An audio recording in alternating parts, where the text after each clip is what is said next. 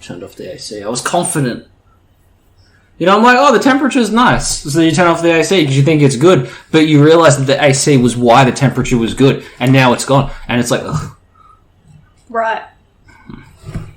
I'm not a fan of AC, personally. You're more of a fan of DC. You fucking... Oh, wait, I like DC. Oh, I'm not... We can't do this. We're too tired. I mean, we can do it tomorrow night, but we're going to be doing it at like 11. Somehow that is almost worth the risk. Ladies and future boys, we have to start on a somber note, which feels like it's going to be tricky. This week, fucking Batman died, huh? There is no other Batman. He is the only one. Well, let's be realistic here. There'll never be one as good. Yeah. I think, I don't know. I feel like everyone's already said something nice and meaningful about it, and we're incompetent, overtired pieces of shit. But I will say, I think a lot of my personal moral compass comes from, like, his version of Batman. Yeah. And then you see all the shit Kevin Conroy actually was doing. Like, I've seen some of the stuff come out where it's like he's helped building houses for vets just because he can. He was one of the people, like, making and providing food to the first responders during September 11. He's a sweet baby angel. And we're never going to have a Batman as good or impactful, I don't think, ever. I think that's the thing that makes him so good, though. Comes from a genuine place. He never did any of it and then flaunted it. Like, it's coming out, now he's dead. Mm. And that's like... I heard a lot of people say that he didn't release that he was battling cancer because he didn't want the fans... Didn't want to bum people out. Exactly. Yeah. And that's like... It's crazy. Mm. But it is a very different world that we now live in. Well, you can only do your best and be a person Batman would be proud of. We're all Robins now. We are. Yep. Alright. You ready to start the actual episode? Let's try it. Ladies and future boys, welcome to the School for Wayward Nerds, the only podcast that all the king's horses and all the king's men could subscribe to if they wanted. My name is Toby DePola, and recently I played a game called Gotham Knights. During my playthrough, I took a break midway to play both Arkham Asylum and Arkham City. I will say now that I'm most of the way through Arkham Knight as well, I fucking hate that I played the game that started with "This is how the Batman died." And Bad timing. So somewhere between the horrible ominousness of that and that fucking Batmobile, it has not been a great playthrough. Yeah. But when I was playing Asylum and City, I just wanted to check for some, rose-tinted nostalgia glasses. Because Gotham Knights is fine, but we all know Arkham Asylum and City were better. And I was like, were they, or do we just remember a better time? It's like, no, they're pretty great. But while I was wandering the halls of Asylum, I saw Aaron Cash and the Humpty Dumpty riddle and the Great White Shark riddle. And you know what? I also had to go and check for more rose-tinted nostalgia glasses in a personal favourite of mine, Arkham Asylum Living Hell. Joining me in this madhouse of my own making is somehow both my warden and my fellow patient, producer Kyle. That is more accurate than most people will believe. You have to be delicate with it because it's in a sad state, that one. It's a bit overused. So I love this title. It's nice and easy 6-issue mini-series that takes a look at the infamous Arkham Asylum for the criminally insane and the folks inside it. We all know the big names that come and go from there, but I like that it fleshes out some of the smaller people. Its art is done by a guy named Ryan Sook, who knows a bit of the horror genre, spending time with Buffy and Spectre and a bunch of the Hellboy titles, the BPRDs and things like that. And the story was written by Dan Slott. Dan had started writing comics in a Marvel-branded Mighty Mouse comic and had a backup in an issue of New Warriors. He was doing the Ren and Stimpy book for Marvel, and he got to write the crossover issue when Spider-Man battled Powdered Toast Man. Of course. Well, he was a Ren and Stimpy character, so he got to do the crossover. Makes perfect sense. Yep, so from there he jumped over to DC and continued to do the cartoon tie-in stuff. He did Scooby-Doo, Looney Tunes, and Powerpuff Girls. After doing a bit of work in Batman Adventures and Justice League Adventures, the Timverse tie-in books, DC let him pitch a story idea. This guy, who had mostly been doing children's cartoons, pitched this. So let's take a look. Let's do it. Right. It opens on a cold night in roughly the 1930s. I say that time roughly because we are in the Greater Gotham. We're in the Greater Gotham Township House of Madness and Ill Humours. A patient has finished being leeched and is ready to be quote-unquote cured. Yay!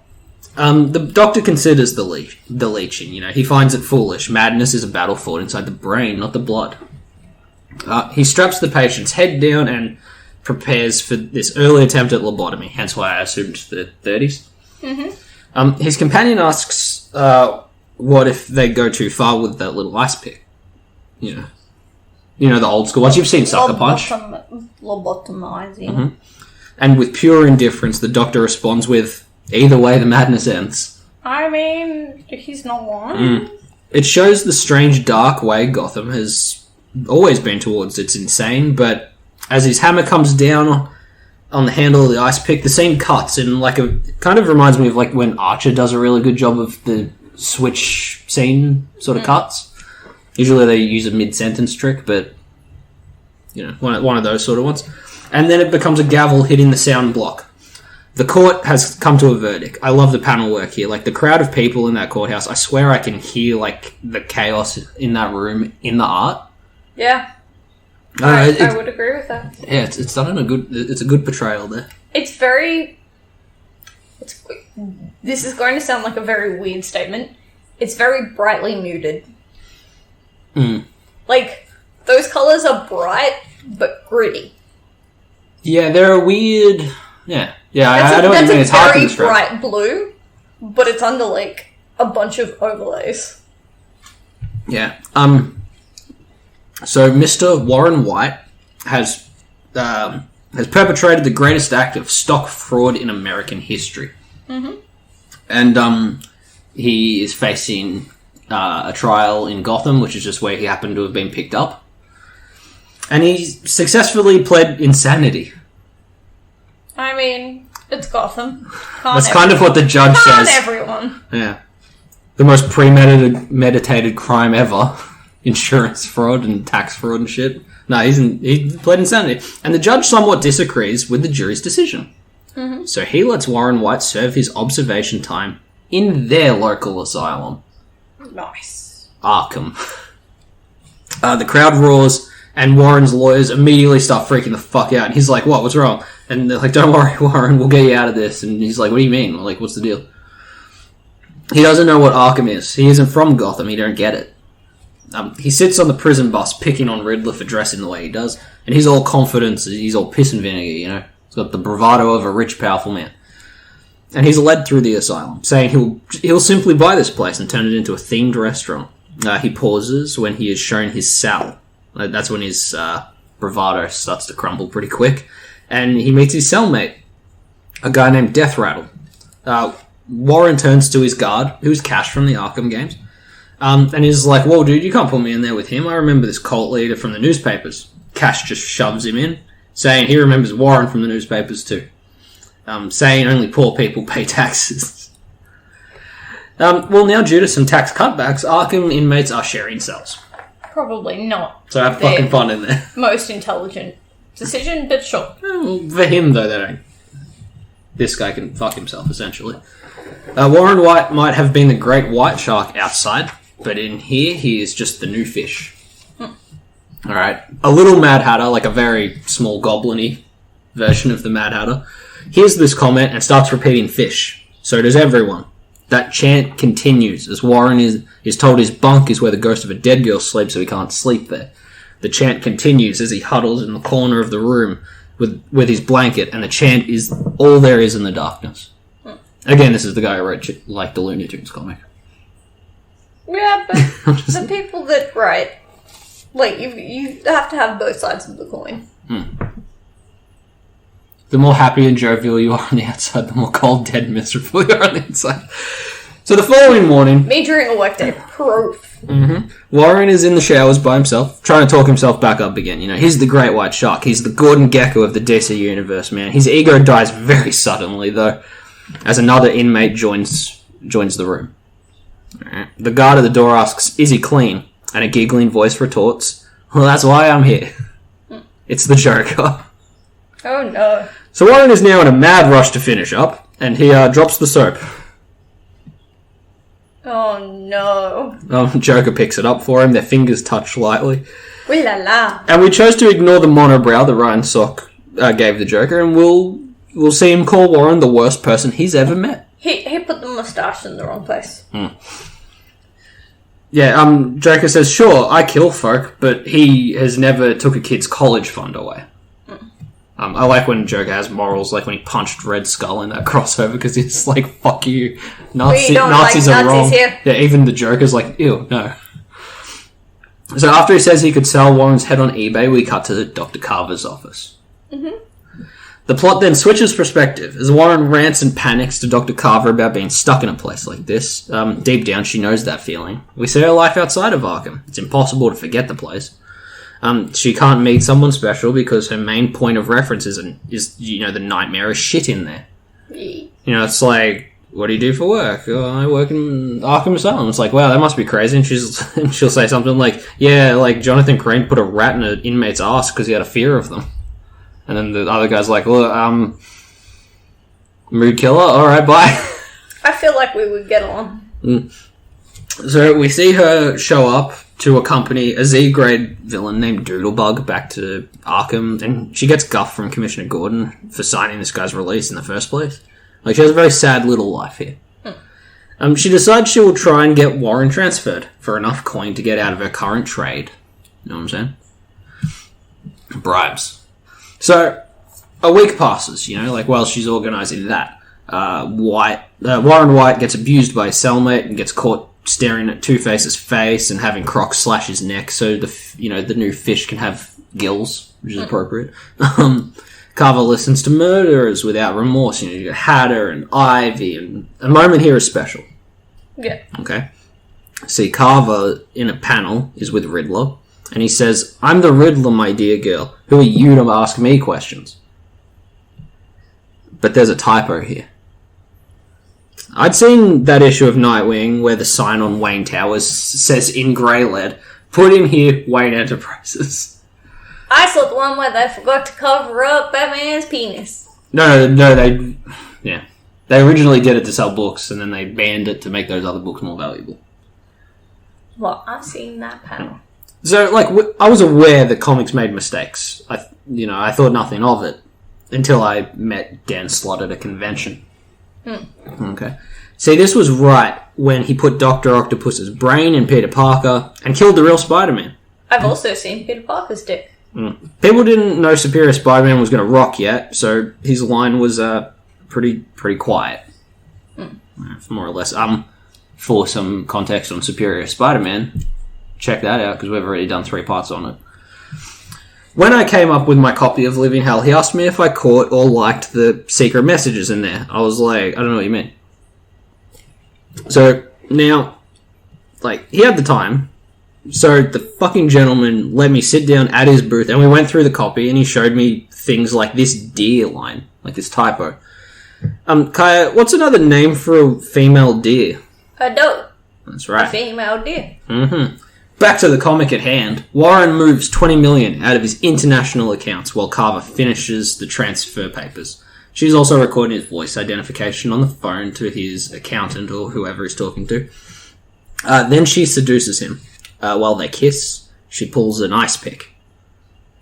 Oh no. Then Batman crashes through the window. Warren doesn't see the knife yet, so he tries to grab Batman to stop him just whooping around the doctor's ass for what he knows is from what his point of view is no reason. I'm sorry, if Batman breaks into my cell, I'm just gonna be like, "You go for your man, I'm just gonna sit over here, facing the wall." She must have fucked up, I guess. I'm facing the wall. No. Speaking of the wall, that's where Warren gets shoved. Alright, and like as he hits the drywall, a couple of like the masks that she has up on there like drop, and they reek. That's right. Warren turns the mask over and finds a very decomposed head belonging to Dr. Carver. Oh no! I'm not saying it's her property. I am saying it's hers. This lady is not real Dr. Carver. That's right. As the alive Carver gets up from being tossed over the desk with a little pistol, I mean, no surprise shrinks in Arkham keep guns. Well, of course, like I wouldn't be surprised by that. That's a good idea. Batman calls her Jane Doe. In a weird psychotic split between the identities, the Dr. Carver persona explains that Jane Doe is an incomplete person who takes the lives of others and moves into them. Yeah. Like a hermit crab for a face. Then Jane Doe says she will kill Batman for this shit. And Batman asks if she would even want to move into his life. Gee. Fighting for his life every night, and everyone she knows would be trying to kill her. All of her friends from the Asylum would always be after some sort of revenge scheme. Yeah. She's like, And yeah, she hands the gun over. And she's led away. And Warren's like, what the fuck? She could have escaped months ago. And Batman points out she was going to. You gave her $20 million. She was going to leave as him, with the other percentage of whatever his funds were. Yeah, because she's got his voice and everything. Mm-hmm. As the next issue begins, we see some of the day-to-day after a doctor is killed. We see Aaron Cash at her service, regretting that he didn't see the signs, like, at all. And we see Hatter fucking with Two-Face, like, he's looking into a mirror being like, the hemispheres of your brain, like, the way they work. Technically, the evil side is the wrong side. So you should cut up your face. And she's, like, trying to talk him into it. Sure, yeah, right, no problem. Yeah, confusing him with mirrors. We see a flashback of Warren destroying evidence of his embezzling and destroying the lives of those who found out about it, resulting in a suicide. I like the panel combo of him shredding the papers, including the one that has all the narration of the scene on it as well. Like, that goes into the shredder too. Which is kind of cool. That's cool. It's a cool detail. We see Jeremiah Arkham, the Asylum administrator. He tells Warren, look, buddy, your transfer was done by a fucking patient. It's null and void, friend. Mm-hmm. You're stuck here. Yep. Get comfy. Mm-hmm. Yeah. So, Jeremiah pretty much says Warren is a scumbag and kind of deserves what happened, and refers to him as Fish as well. So the day-to-day continues. Cash questions Jane Doe a little. He liked Carver in this version, and Jane claims she found his hook hand repulsive. I mean... He has a hook hand, by the way. Yeah, I'm not here for it. In the next scene, Riddler hints at how he got the hook in the first place, and then Crane stabs Warren with his fork in the mess hall to hear his screams and see what they're like. A riot starts pretty quickly after that, because, food fight in prison is just a riot. Let's start a riot. Yeah, we see that Cash handles the place pretty well. He doesn't fuck around, and he knows how to deal with each patient in their unique ways. The only one who isn't cleared out of there within, 5 minutes is Humphrey Dumpler. Oh. Do you know who this one is? No. Take a swing at that name. Humpty Dumpty. There you go. In name and look, he's Eggman without the mustache. Okay.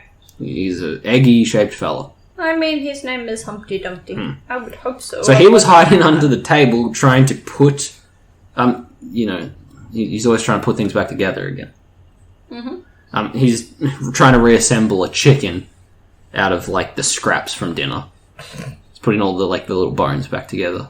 Okay, buddy. He's doing his best, right? And I like that Dr. Arkham sees Humphrey as relative. He's definitely one of the fucking nuts ones. But he's not, villainy. Yeah. So after this riot, he gives Humphrey a broken mirror. Because he will compulsively try to put it back together again. And the doc wants to make sure all the glass is accounted for. Well, yeah, you don't want, a bunch of Arkham inmates getting around with, sharp objects. Right.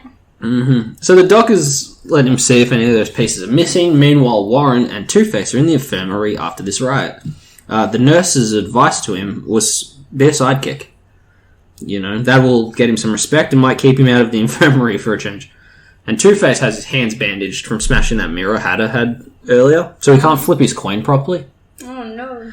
So now Warren is in charge of being the coin flipper. I wouldn't want that job. Remember how his cellmate Death Rattle was talking to ghosts? Yeah. Well, he might not be as crazy as we thought. Oh, no. Because Warren says he has clout now, and he gets to sleep in the bed. And Death Rattle has a problem with it. He can take it up with Two-Face. Rattle says, hey man, speaking of ghosts, I've been talking to the guy who killed himself after discovering your embezzling stuff in that flashback from earlier. You know, so that's coming. And Humpty Dumpty hears this and the death threats that come with it. So when he returns to Dr. Arkham with the almost completed mirror... Well, that's good. Some of it's missing. That's a problem. Okay. He requests a cell transfer. So Humpty gets Warren from Two-Face and Death Rattle is alone again. It's revealed that he had been like... Because he's like a hoarder and... No. Death Rattle's not. There's another character later on. Like just a hoarder. Junkyard dog. And right. he'd been scavenging these shredded notes. And like having Humphrey unknowingly reassemble them. Yeah. So he was looking for blackmail stuff, because I'm assuming that's what weird lunatic hoarders do for a living, is blackmail. If you can. Actually, it harkens back to the Penguin in Batman Returns. Yeah. So yeah, he found out about the dead guy that way. And he was just like psychological warfare in Warren. Because he's a piece of shit and he embezzles money. Yeah. So I do like that that's where they like stop. But, so yeah, he schemed. He didn't really know about the ghosts. But he could tell when Aaron Cash was flipping him off with the phantom limb. Oh yeah. Like with the hook hand, he's like, don't flip me off. And Cash is like, alright, well, well, fuck. I got nothing. He caught me fair and square, but that's also terrifying that he did that. So, moving on. The issue ends with us wondering where that big piece of mirror got to, or who it got to. So later in the night, Humphrey is rebuilding the Scarface dummy by lamplight. Mm-hmm. And Warren and him are just, chatting. They're buddies. He explains how the insanity plea was a dodge that backfired real fucking hard. And asks what Humphrey did to get into this place. He grew up in Gotham. He had a good life at first. But, they all fall down. Things break. Mm-hmm. We see folk bulldoze his house by accident. Loving the big condemned sign on the house next door that the wrecking ball guy just missed, apparently. I don't know, I hang out with tradies. They're not overly intelligent. You got the ice cream man that ran over his dog. You got his parents who die in a tragic Christmas tree accident. So As you do. I was looking at some, I wonder what happened. I'm pretty sure, I'm going to assume electrical. Christmas lights aren't the most, well-maintained electrical device in someone's house.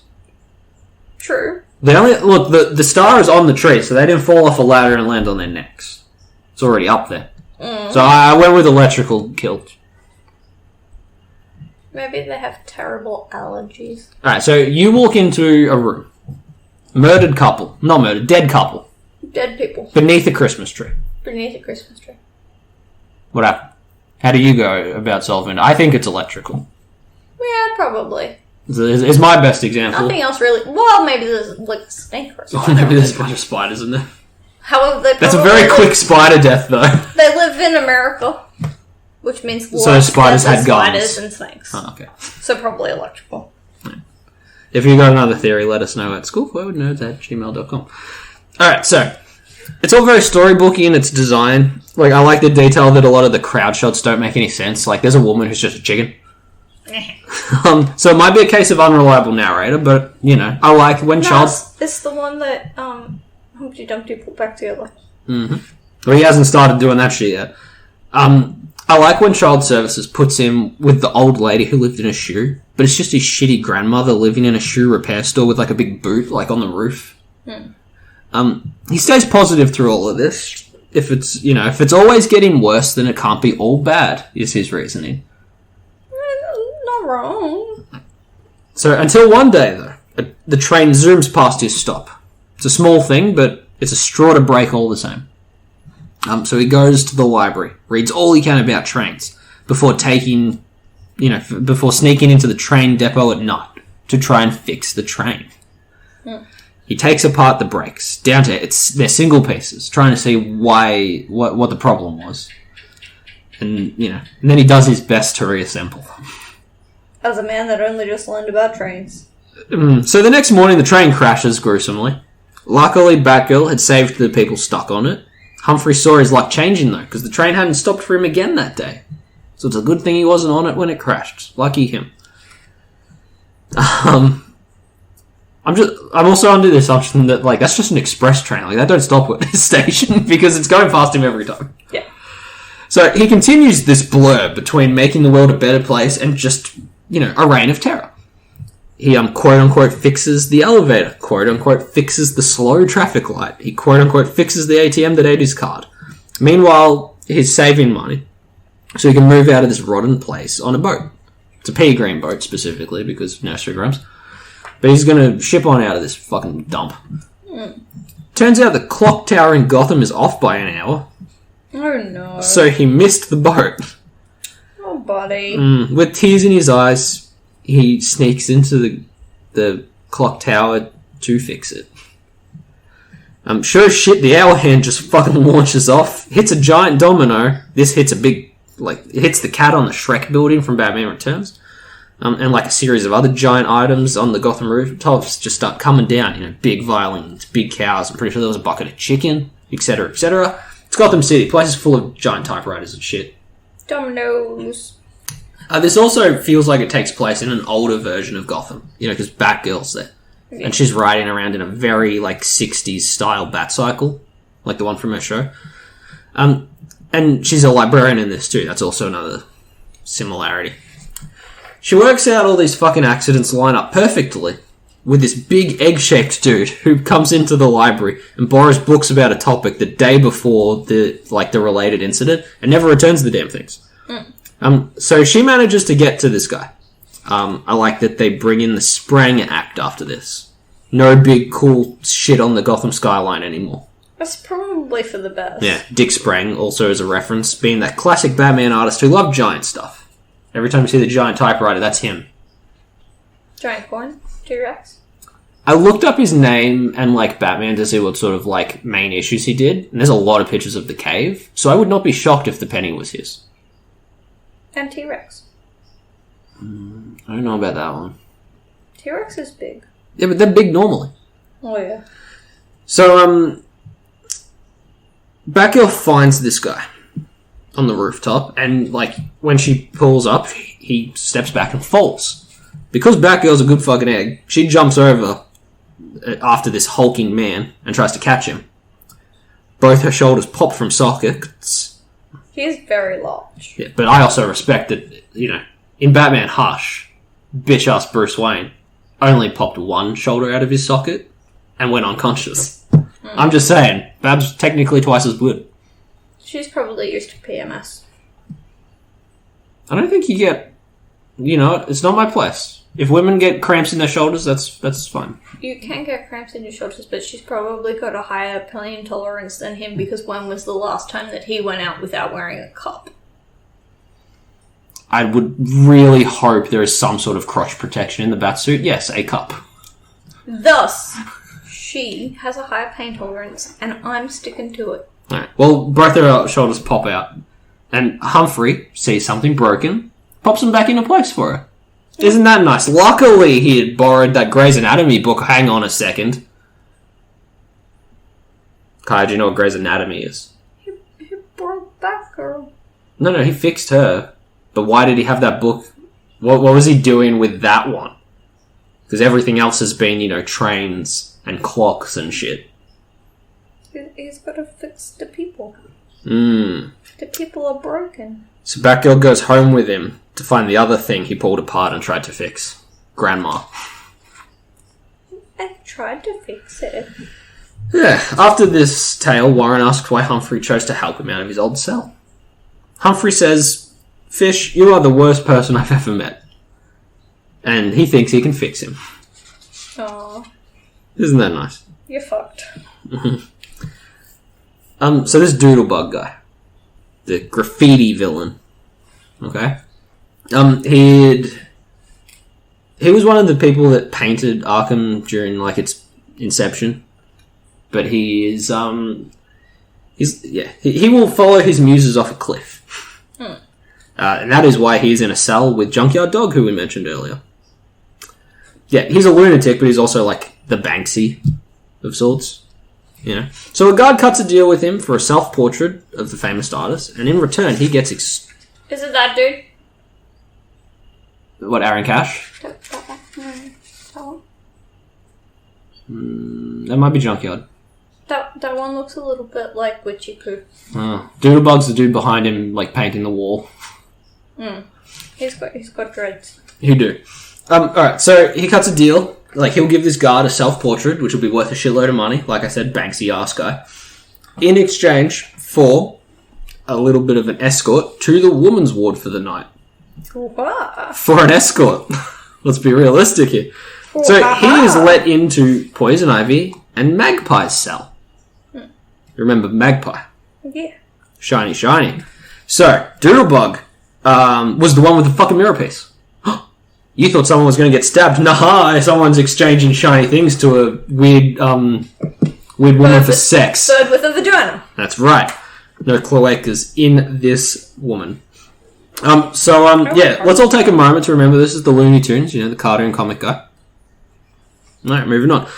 So, the guard continues his patrol and stops by Jane Doe's cell to check on her. I hope that goes well for him.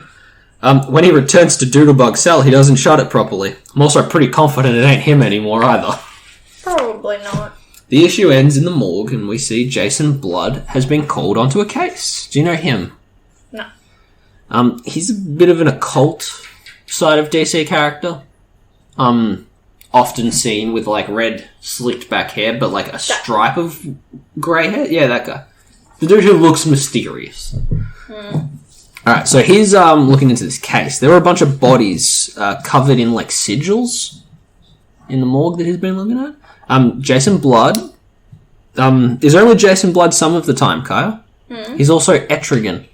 Yeah, I've seen that. Who's that, Kyle? He's a demon. Mm-hmm. He looks... Hang on. I'll tell you what he looks like. He looks like a Jack Kirby character. The fact that he is one made me laugh, because I just kind of assumed, because he's a very square-shaped little man. Hang on, that's Killrock. He's near the back. I know, I've seen him. So you know who that is then, right? The little demon who speaks in rhymes? Yeah, and sometimes he is backwards. That's bizarre. No, his little, like, wishy-washies are backwards. So, in some flashbacks, we see him fighting the 7 cursed beings that could not die, with similar sigil markings to these corpses. So he stopped them by burying them beneath a location we've seen before in this comic. If you can't beat them, put a bunch of dirt on them so they can't get out. I mean, it's a very good... They are buried under the Greater Gotham Township's House of Madness and Ill Humours, which is now Arkham. That's the place from the start, Kyle. So while the guards talk about that time Sean Young dressed as Catwoman after missing the role of Vicky Vale in 1989's Batman, weird that that's kind of canon now, they watch looped camera footage while the prison break continues outside. Yeah. The guard who left Doodlebug's cell open, and opened a shitload more on the way through, gets to Warren White and Humphrey Dumpler's cell. He's like, Warren, bro, there's a riot and we gotta get you to safety, man, because everyone wants to fucking kill you. You're shit. You good? Yep. Okay. Sorry, there was a shiny, I got distracted. So, Warren gets up from bed, and the guard immediately slams his head into the wall. Oh, knocks him out. He goes down, and Humphrey is, he's a heavy sleeper, apparently. I mean, most people with a concussion are. The egg guy doesn't have a concussion. He's asleep this whole time during the riot and the assault in his cell. Oh, yeah. So the next scene is a good one. Dr. Arkham is home in bed.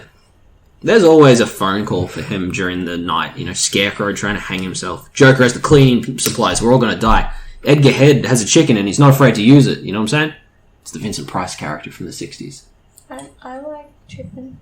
What would he do with a chicken? Chicken nuggets? Egghead. He would fire the chicken like a gun.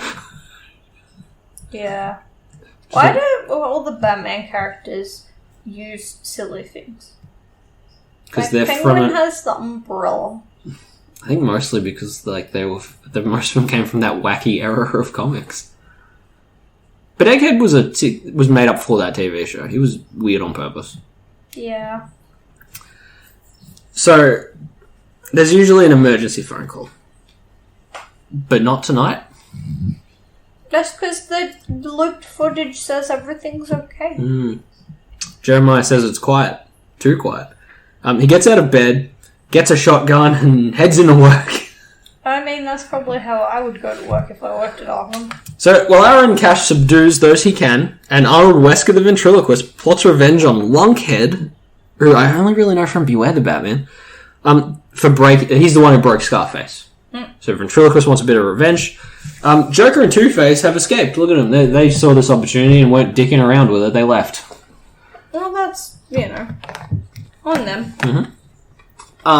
As Cash catches up to that false guard, the guard opens up another cell to slow him down. Waylon Jones.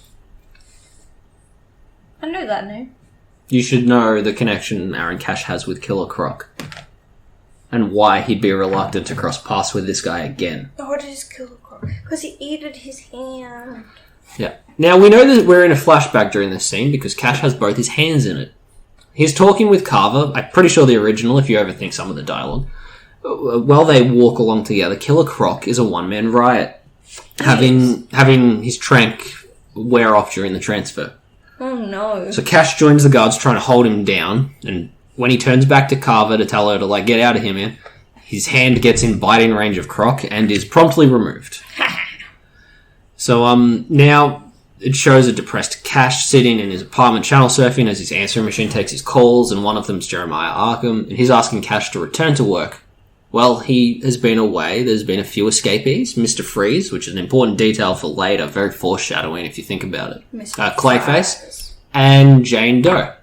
See, I don't think she's gone, if that's the case. You know what I'm saying? Yeah, but she's not in her cell. That's right. I'm pretty sure she's letting everybody out. We're in a flashback. Oh. I'm saying I'm pretty sure this is her moving into Carver. Oh, now I'm picking up what you put down. Yeah. So Jeremiah says, look, Cash, you can sit there and be a sad cripple. Or you can go back to the job where you can cripple others and it's socially acceptable. Yeah. So we skip ahead a little bit. Still flashback, we're not present day yet.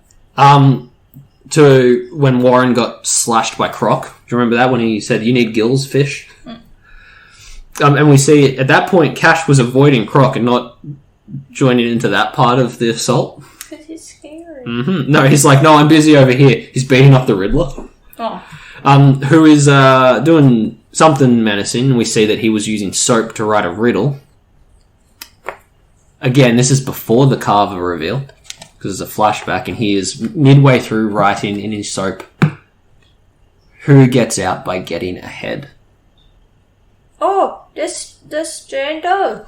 That's right. See, Riddler knew the whole fucking time. He's very smart. Isn't he one of the first people that worked out that Batman was Batman? Yeah, he's definitely in the small collection. That was Hush canon. Strange usually works it out. Yeah. Riddler usually works it out. Riddler sometimes does.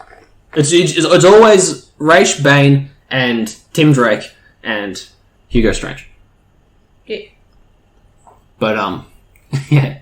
Riddler works it out, does Hush, and then at the end, Batman's like, yeah, but if you tell anyone, you're not the smartest guy in the room anymore. You know, if you keep that... If it's your secret, you're special. And he's like, shit, you're right. Because I'm the Riddler and I have compulsions about being smarter than everyone. Yeah. And then he got bonked on the head in canon. And then kind of stopped being a villain and he ran a PI company for a while. You gotta know your friends and your villains. So yeah, snap back to reality, and... Oops, there goes gravity. Oops, there goes Cash, because he's frozen in terror, because fucking Croc's right there. But before he can eat the rest of him, Dr. Arkham drops him with a big tranquilizer. Nice. And he says, no problem can't be solved with the right medication. Born. Yeah. Meanwhile, Magpie uses her shiny things, a coffee lid, a mirror piece, a fucking guard badge. Bro, if you're exchanging, your identification number for sex with one of the inmates, you definitely need to have been fired. Bro, come on now. Doesn't necessarily mean that it was for sex. The implication, Kyle. I mean, yeah. But doesn't necessarily. Maybe she had smokes. This is one of those guilty until proven innocence. We know that they're all guilty. They're in Arkham. The guard who exchanged things for sex is also guilty, yeah. So she's been using them to reflect light under the bed and into the tunnel they've been digging. Nice. Okay. So they continue to dig. Somewhere beneath them... I've got it! He traded his badge for a spoon. What for? Explain to me your workings here. Because he needed a spoon, because there's never any cutlery in the staff cutlery drawer. Oh, is this a personal complaint you're having? Yeah, but mostly with forks. And she had a spoon because she was digging the tunnel. Well, if you need a fork, you gotta talk to Scarecrow because he put it in that guy earlier. So while they're digging, we see, the little scratching onomatopoeia. And, my notes are physically wet from a cat. He's tired. No, he's a drooling boy. No, he's your baby. So there's ghoulish forms beneath Arkham hearing this noise. Okay, isn't that cool? Zombie Awakens. Issue 5 begins by continuing the first scene in the book. Remember the lobotomy stuff? So, yeah, he didn't do a very good job. All the patients died. So, the associate guy is sent to get one of the 6 other patients. While the other guy is away, the Mad Doctor begins to cast some spell on the dead body. I like that the fire, the onomatopoeia for the thwomp of the fire is written in the fire. The fire comes up and says thwomp. Which is a cool detail. I like that one. So, the spell allows something long dead to move into these empty bodies. Yay! So while we are playing in Backstory Town, Ivy and Magpie finish their tunnel, and they pop out into a little antechamber. So, it's only lit by a luminous algae that Ivy sprouted there. So it's not very bright, not very clear. And, she doesn't see the shriveled old corpse pile down there right away. But by the time she does, she's already scuffed the little salt circle around it. Oh no! So she gets grabbed by the bodies pretty quickly. I like that it's, just agreed that salt works. I'm here for it. Yeah. So, back up on the ground floor of the asylum, Humpty Dumpty is Skyrim style, finally awake. The sleeping gas the guards have used to stop this riot is, clearing. And while the guards switch to handprint, because the swipe cards are obviously compromised, Jane Doe's just been opening doors with it. I mean, she got one. Yeah, so Humpty's oh shit, he wakes up, there's been a riot and his friend's gone. He's like, I gotta go find fish. So he's off because he's a good boy. The guards in the surveillance room tell the ones contained... So the ones that didn't notice the other riot because the feeds were on loop, they're like, alright, we've got this one sorted. It's like, alright, good. The women's wing seems fine. They're not very good, are they? Well, half the cameras are broken. You can probably assume the other half. Some people say they're not good. So we know that doesn't mean shit. And, the comic cuts to, the women being thrown around by the demonic death lobotomites that have crawled through the tunnel. So, as they wander around hassling the living, they roam past the dead body of the guard that went into Jane Doe's cell. Isn't that crazy? Insane. Yeah, so let's see what she's up to, huh? Remember how Mr. Freeze is out in the city during this? They said he's one of the escapees? Yeah. Well, his special cell should have been empty. And they flaunt it too. Like, when someone goes by, you see, like, little eyes looking out. And every time I read this book, because there's so much foreshadowing and so many intricacies in it, that one slips by me, like, every time. Because you see it and you're like, you don't even think about it. It's a cell, you'd assume there's people in it. Yeah. But he's already gone. Yeah. Jane Doe is in there with Warren White. She brought him there because it's essentially an empty meat locker, and she's been storing her replica Warren White skin in there. Ew. She's annoyed that the real Warren has suffered a bunch of new injuries since issue 1, so she has to open up his scars and stitches to replicate them correctly on her bodysuit. Yeah. So, meanwhile, as that doodlebug guy is dragged back into his cell, in his sleep, because he's been knocked unconscious, he remembers killing a woman, carving her body like his paintings, like the weird sigil stuff. Mm-hmm. And he uses the blood he harvested from this woman to paint graffiti in Gotham before his arrest. So, meanwhile, while that's going on, we got Jason Blood, who's with Harvey Bullock in his occult office. Doesn't take much. But Blood gets tired of Bullock not kind of following the magic side of things, because it's Gotham, we don't normally fuck with that stuff. And he just uses, like, his own magic to turn Bullock into, like, a thrall. Nice. You know what a thrall is? No. It's like a Yes Master type. It's a brainwashing minion sort of setup. What? So, next, you know who's a thrall? Every fucker in, the... Yes Man? The movie? I don't know. With, I believe, Jim Carrey. I don't fucking know. I know The Mummy with Basil Karloff and how he turned pretty much everyone around him into a thrall. Oh, yeah. You know what I'm saying? Like brainwash slave stuff. That sort of shit. Turns him into one of those. Because Bullock's like, I don't know about none of this. This seems crazy. You took a bunch of tongues and you've got him in jars. And he's like, you know what? I'm not telling you this plot. So you can just not talk now. Alright, we get to the next twist.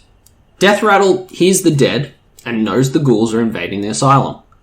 Junkyard Dog hears his rants and believes it. So they're both like, it's time to fucking go.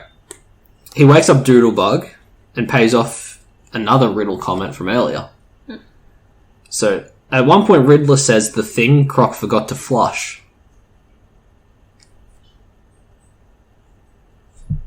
What's something we assume Croc had eaten at this point? The hand. That's right. And what kind of lock system are we using now? Handprint. Yeah. So Junkyard Dog's a notorious hoarder, and something he's been hoarding for if or when they switch back to handprint IDs. He's got Aaron Cash's hand in a pickle jar. Gross. Yeah. Also, how did he get a pickle jar? He said he'd been sneaking little bits of brine periodically, like, out of the bin bags and stuff. Where'd he get the jar? I found a plot hole. As long as he doesn't tense up his body too hard, he might have snuck it in that way. Shout outs to One Man, One Jar. But it has to be full. Otherwise it breaks. I watched that video too. Yeah, so, back in the surveillance room, like every guard's in there and Dr. Arkham's debriefing and they're sorting out this riot stuff. They get a notification pop up on the computer. Aaron Cash has just opened a cell. Cash, who is in there with them, sees Doodlebug and Junkyard Dog scurrying off on the camera, and he's pissed. Like, hey, he stole my hand. That's rude. Yeah. So they run out of one camera's sight, but not into the next one. Isn't that crazy? This is when they realise the feeds are looping, and they reset it and look in horror. It's not shown, but the onomatopoeia of just screams fills that office as they switch to the women's wing. Nobody there. No, everyone's there, but also like a bunch of zombies are in there. Yeah. So another character with access to an asylum worker's handprints is Warren White. Or at least the Jane Doe, who is now Warren White. Fat suit. No, she still has the Carver, flesh. So she's using the fingerprints on that. She's heading out of the icebox cell with Carver's hand, while the real Warren White shivers and bleeds on the ground. Oh no. In the cold. She cranks the cold way up. I think it was negative 38 in whatever American is. I don't know, it's a lot. That's just a final fuck you to him. Suck my dick. I'm out. So she doesn't get very far though, because Humphrey finds what he assumes is Warren. He's like, oh, thank God, I've been looking everywhere for you. He's relieved to have his buddy back and starts leading fake Warren back to their cell. Nice. Back to Doodlebug and Junkyard. Bug stops to paint a mural. It's like, I gotta do this. Junkyard tries to pull him away and gets dead for it. Like, Doodlebug literally does, like, the fucking... like, the thing from Indiana Jones and, like, punches into his ribcage and tears his heart out. Rude. So yeah, he starts painting with the blood, and this blood ignites. It's the sigils that we saw in that demonic shit at the morgue. Mm. It's a very similar design, and now it's doing dark magic stuff. So things are getting real out of hand here. Just a little. As things begin to really boil over, Jason Blood and Bullock arrive. Bullock is left in the car, and so is Blood to an extent, because he does his famous phrase. He goes, "Gone, gone, the form of man, and rise the demon Etrigan." Yeah. So he does his little Jekyll and Hyde thing. Now Etrigan's on the fucking scene. Yay! So as we round the corner into home stretch into the final issue, we hit the part of the Arkham Asylum video game that made me think to do this in the first place. So Arkham Asylum is a house of madness, and if you aren't going in there insane, you're likely to come out that way. Oh yes, like Harley and Quinzel. That's right. And in whatever canon that chooses to have Hugo Strange and Jonathan Crane work there as well. Yeah. I like when they're coming from outside sources. Can't all come from one suburb. There'll be like 3 or 4 other villains out there. So, Warren is still stuck inside this freezer. Did you know, Kyle, that hypothermia can cause neurological damage? I did, actually. Mm-hmm. And the thick, slow, cold blood flow can have trouble reaching not just extremities, but also like certain parts of your brain. That would make sense. Because I googled it to fact check this book, and I was pleasantly surprised that it holds. No, that's why people that go up the big mountain in Nepal, wherever it is, they go like snow crazy. Mm-hmm. Yeah. So I knew hypothermia made you like wacky. You have to take off all your clothes because you get the thing where you think you're too hot. But I didn't know it did like permanent brain damage. Yeah, I do. Yeah, there you go. Did you look? You obviously know frostbite's not great for you either. Well, it's good for you if you don't want all your fingers and toes. So Warren's been banging on the icy door for fuck knows how long. 4 of his fingers have frozen and shattered off at this point. They're gone. He falls to his knees and puts his face in his hands, and the remaining fingers that touch his hair, it just comes off. Yeah. Hair's gone. It's all falling away, and in a moment of frustration, he's like, fuck's sake, and he slams his head on the ground. Now, more frozen body parts shatter. An ear, the nose, the upper lip, and the philtrum. Do you know what that is? There's nothing in your... Yeah. It's where Hitler keeps his facial hair. And Warren is sitting there, too frosty to bleed, just begins to giggle. You go insane. He's one of us now, baby. So, that's a great isolated moment. I really enjoy that page. Now for a bunch of other moments, in quick succession. Here we go. It's kind of like you shouldn't plead insanity if you're not insane. Well, he didn't think he'd go to fucking Arkham Asylum. Yes, but it's always a possibility, so you shouldn't do it. Don't lie. Okay. So, that mad doctor in those old days, remember from the lobotomy stuff? That was Jason Blood. Who doesn't age because of the trapped in the demon body swapping situation. There's a whole thing going on there. Uh-huh. Now, he used to be more of a demon back then, a bit more of a scumbag. A hell scumbag, I guess. So, when the Lords of Hell didn't want those 7 evil spirit things anymore, he was tasked by putting their souls into mortal vessels. The lobotomites were flubbed on purpose, and their tongues were removed to keep them from casting spells. The evil they are more or less emitting has been Doodlebug's muse for a while, and he's down there in the cavern now, as the same as Etrigan, and those ghouls have returned. They're called Scarvers. Everyone's fighting in there. Doodlebug paints another magic rune, and it casts out some green slime, some ectoplasms. Nice. And it sticks Etrigan down into place. And the one thing I couldn't work out is why he had their tongues on him. Maybe if you put all the pieces of the body back together, you can do something. I don't remember. Maybe. But now that he's caught, they get their tongues back and they can talk now. Doodlebug sends them out to get more quote-unquote, paint, blood, still in people, and bring it down, because we're going to do a big old ritual mural thingy. Yeah, it's okay.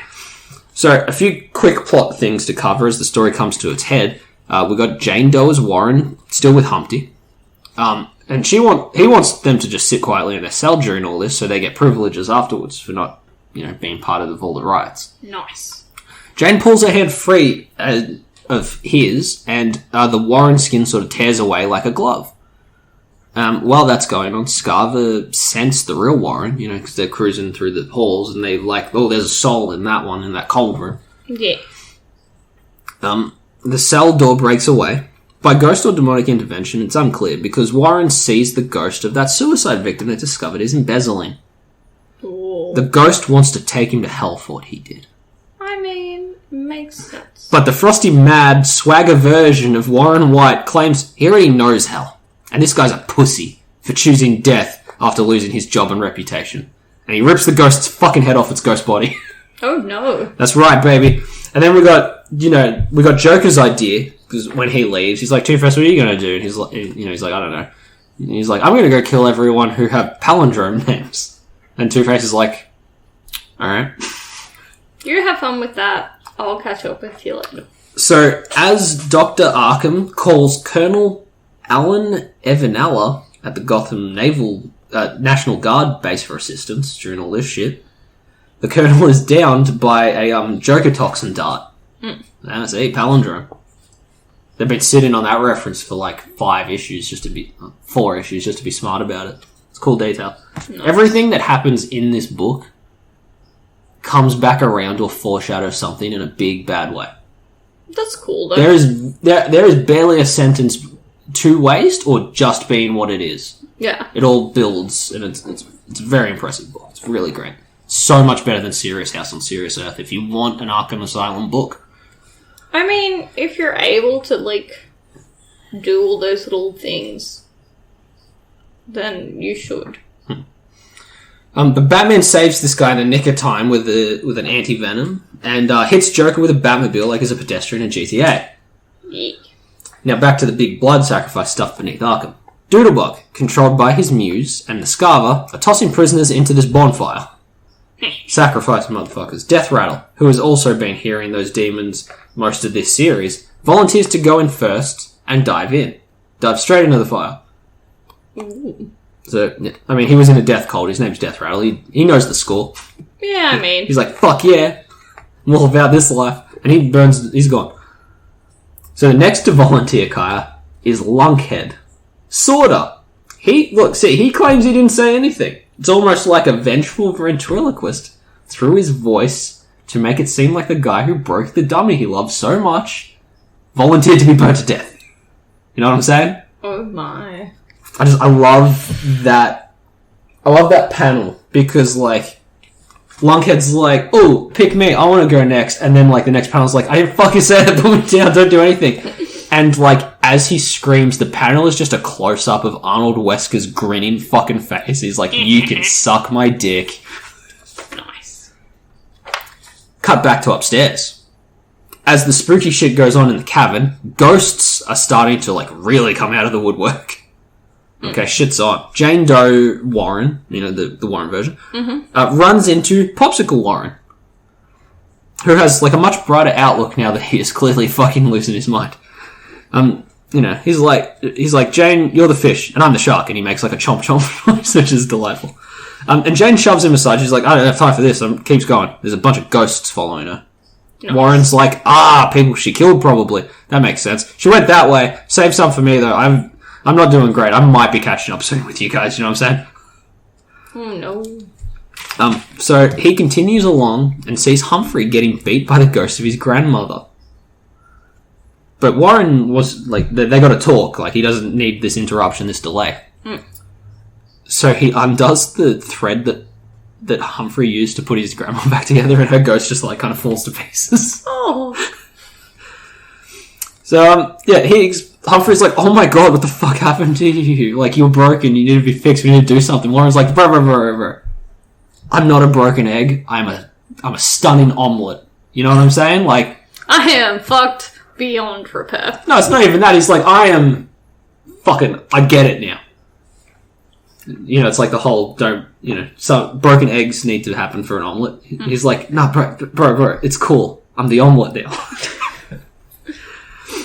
So yeah, they've got to get down to where the action's happening in the cavern. He's got to get down there. Cash is crawling through the vent to get to either the emergency bat signal on the roof or to get power back to their control room. Like, whatever he can do, he's in the vents trying to sort something out. He sees this exchange and goes to continue, but Anne's voice, Dr. Carver's ghost voice, tells him to follow them. And he takes the chance and does. Down in the cave, Humphrey and the guy, who wants to be called Shark now, are hiding in the corner, figuring this shit out, seeing all the pieces and how they fit together. You know. Mm-hmm. So the guard and Dr. Arkham are brought down there too. Oh, the guards, plural, like all the ones from the surveillance room. Using Jeremiah's blood, Doodlebug starts one last sigil on the ground around him. While he's doing that, Etrigan, still trapped there, points out that the Muse also had Doodlebug put a bunch of like very reminiscent tattoos on himself. So he burns up like the other sacrifices, and that's enough to bring the Muse into the cavern. A Hell Arbiter named Cthulhu. It's not Cthulhu, it's like he's an assistant. Cthulhu. It's the noise horny like wolves make at curvy women in old-timey cartoons, yeah. Turns out he wasn't the Muse controlling him, it was the Scarver.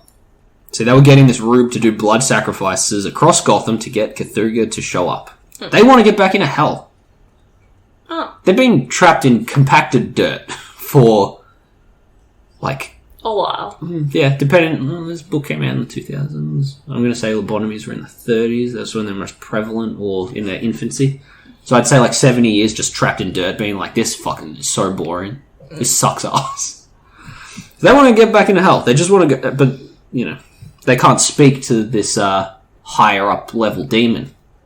Because, he talks like Etrigan. No, they've got their tongues back. They just can't, they can't do the thing. They need to rhyme. Oh, no. Yeah. The Scarver's like, fuck, we got no bars, we can't rap our message. Etrigan volunteers to help for a small fee. But that's when Shark makes his presence known instead. He just kind of like marches up nonchalantly. Excuse me, hey there, maybe I can be of service. The Scarver are like, who the hell's this dude? Chuck him in the fire pit.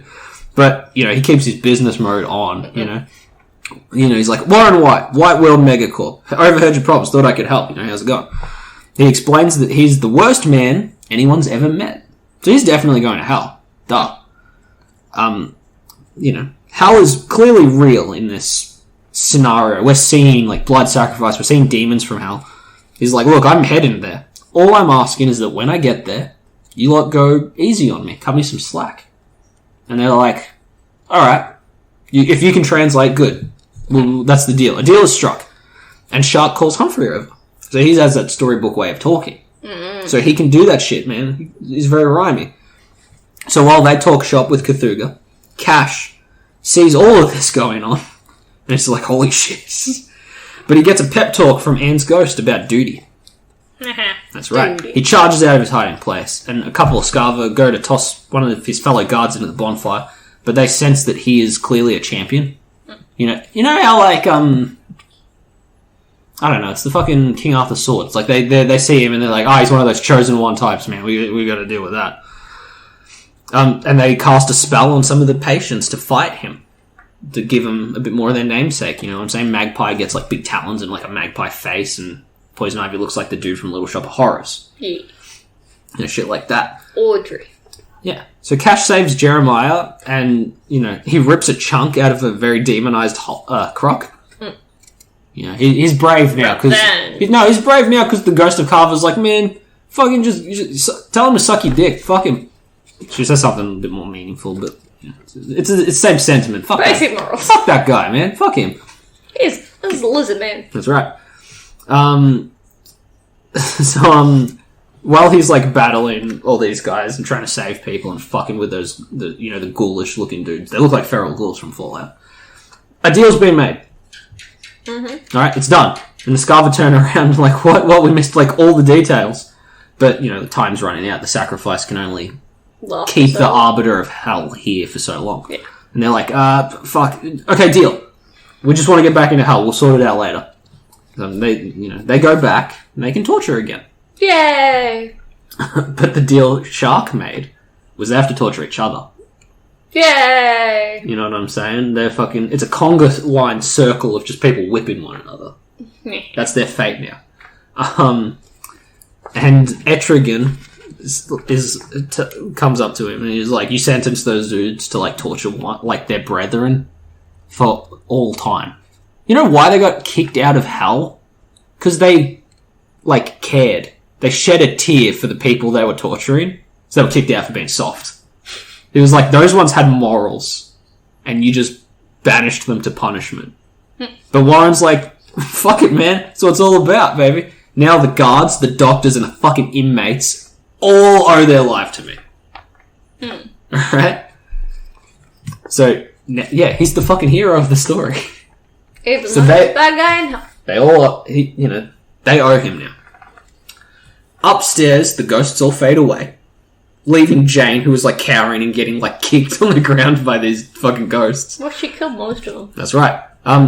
They leave her alone, and she's like beside the emergency exit. She's like, "Fucking finally, man! I gotta get the hell out of this place. It's getting really weird in here."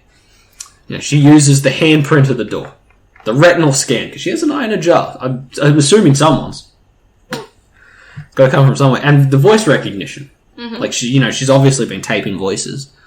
The door opens up, and Batman just punches her right in her fucking face. Yeah, he's on his way in. Just the way we love the Batman. Mm-hmm. Batman is there, and it's already over. But him and the doctors conclude that it's likely that probably Scarecrow had fucked with that knockout gas some time ago and just been waiting for it to be used. Yeah, because the demon and ghost shit doesn't actually start until after the knockout gas. So the timeline fits, and they're like, all right, well, that's a reasonable explanation. Crane, solitary, 3 months. And he's like, what the fuck? So yeah, believe what you want as a reader. You know, if you like a straight realistic Gotham without demons and sorcery and stuff, this is your out. You can believe that theory. Okay? But if you find Etrigan goofy, but accept him as canon all the same, and, you know... I like that Etrigan. Yeah, you can assume all this did happen, and all the reasonable people are, coping. Just a little swamp boy. Yeah. So, if that's the way you think, if you think mystical shit actually did happen, then it is funny that it all just gets blamed on Crane, and everyone just goes on with their lives. I mean, it sounds like something he would do. Yeah. So there you have it. Cash is buying drinks for his co-workers, nervous to return, paying with money from his crocskin wallet. Oh, he kept that chunk, and rude. I think that's a fucking cool move. Meanwhile, at the Asylum, Riddler strikes a deal with the rich and powerful new villain businessman, Great White Shark. A lot cooler visually than like the Carpenter or the Broker. Yeah. So, Great White Shark will get 30% of Riddler's take if he can supply a question mark shaped helicopter. You know, like he strikes deals to help fund the more excessive and eccentric villain shit. You mean like Thanos' yellow helicopter? That had to have come from somewhere. That's all I'm saying. Listen to our episode. About the helicopter. And they can freely talk about this shit in front of the guards, who now work for Warren White too. You know, he's got it all together. Humpty Dumpty is like a bouncer for the queue of other villains who want to strike a deal with him and come up with some sort of thing, you know, some sort of favour. And they watch another, like, prison boss pull in. And, you know, Two-Face gets out, Mr. Freeze, and some random guy. And Shark looks at him and says, "Who's the new fish?" And Riddler giggles, because it's like a funny reference to the start of the book. And that's how we reach the end of Arkham Asylum Live in Hell. Yeah. Do you have any thoughts? It's pretty cool. And it's surprising that they fit as much into 6 issues as they do. I've reread this a million times, including to like go over these notes and stuff, and there is stuff all the time. Dan Slott showed me the Riddler shit, but like he probably could have showed me something on every fucking page of this thing. That's cool. It's one of those books that you can, every time you pick it up, there's like a new detail. There's always some extra thing where you're like, oh. I think it's It really makes it good. cool so that you can talk to like other people because other people will pick up things that you didn't. Yeah, it's a good comparing notes kind of book. Yeah. Yeah, like I said earlier, man, it's all foreshadowing. No dialogue is a waste. It's all all of it's used so well. So I definitely recommend this one. It's good. And it's good that it uses characters that aren't like, not that they're not popular because you've heard of all of these guys pretty much, but. Oh, look, it's funny because I was like, I like this one because it adds a lot of like Z grades. Not everyone in Arkham Asylum has to be like a crazy murderer. We can't all be Bane. We can't all be... Zaz. Yeah, we can't all be, like, super high up. And then, like, you see, like, how many of them get sacrificed at the end, and it's like, well, we introduced them for nothing, I guess. They're all dead. It's like Suicide Squad. That's right. The second one, not the first one. Yeah. So, yeah, I do like that it does all that stuff. You ready for homework? Okay. Alright, so this book I like because it's all small potato characters. Joker's in it, Riddler's in it, Two-Face, but barely. So I wanted to know what like really small time characters you like, because Warren White, the Great White Shark, is like one of those characters where if that's one of the ones that you name drop when you're talking with someone, it's like a code, because you've got the level of super mainstream, like iconic ones that are in movies. You know, everyone knows who Mr. Freeze is. Everyone knows who the Joker is. And then you got the ones underneath, which are the ones that just aren't in film. Your Clayface, your Man-Bats. And then you got, like... Condiment King. Yeah, and then, underneath you've got the characters where you say it's like, oh, you've actually read some shit. Firefly. Who is slowly climbing, but has never appeared in any... Well, like, he's appeared in cartoons. He hasn't appeared in live action, but he was going to, which is why people know his name. Brendan Fraser. Oh. Apparently he's in the list for 2022 Sexy Man. Good. It's a sweet man. That's lovely. So, yeah, do you have any of these, like, you know, the 3-tier down characters that you like? I do, but I feel like they're popular because they were in the Lego Batmans. I think all of the characters in that were doing that on purpose. Like Condiment King. Well, it doesn't have to be Kite Man. It doesn't have to be like DC or comic book related, like any characters. I feel like you liking Wendy from Peter Pan is almost at that level. Everyone fucking knows who Tinkerbell is. Everyone knows who Peter Pan is. I wouldn't be confident people even remember Wendy's name sometimes. Do you want to know one of my deep cuts? Huh? That people will sit there and say that they know, but if you show them an image, they could not tell you. The cow from all the old Disney things? And I can do it two ways. Clarabella, yeah, thank you. No, because she's got restaurants and stuff named after her now. Fuck! So it doesn't count. She's out of town. I can do this two ways. Mm-hmm. One is only attraction. The characters from, what's it called? Country Bear Jamboree. Oh, that did...